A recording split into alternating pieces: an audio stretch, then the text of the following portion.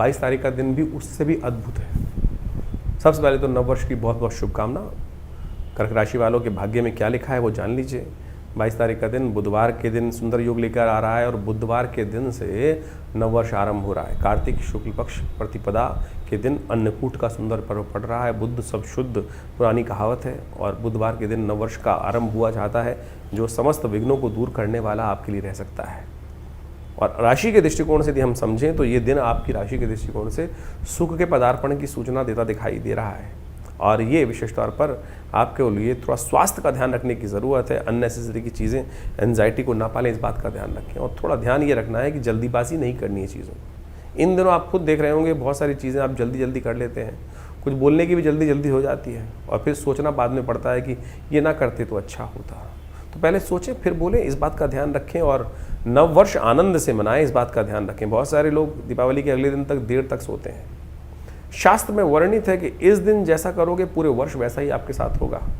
गुजरात इत्यादि में आज भी परंपरा है कि कार्तिक कृष्ण पक्ष की प्रतिपदा को नववर्ष के रूप में मनाया जाता है। भगवान कृष्ण की सुंदर उपासना की जाती है और ये दिन अद्भुत योग लेकर आता है।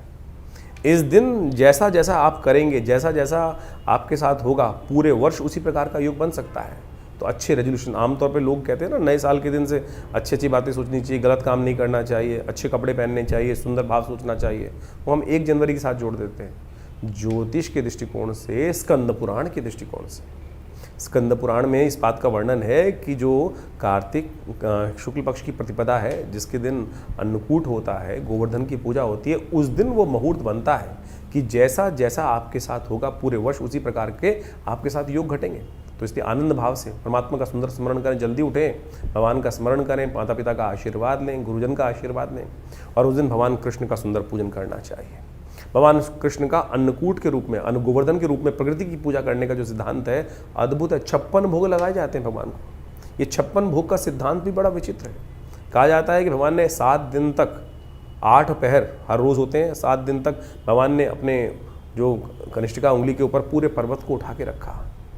तो इसलिए उनको 56 भोग लगाए जाते हैं। 7 × 8 करेंगे तो 56 आएगा। तो ये 56 भोग जो लगाए जाते हैं आनंद भाव से संपूर्ण समर्पण है भगवान के प्रति, कि भगवान अपने भक्तों की सदा रक्षा करते हैं।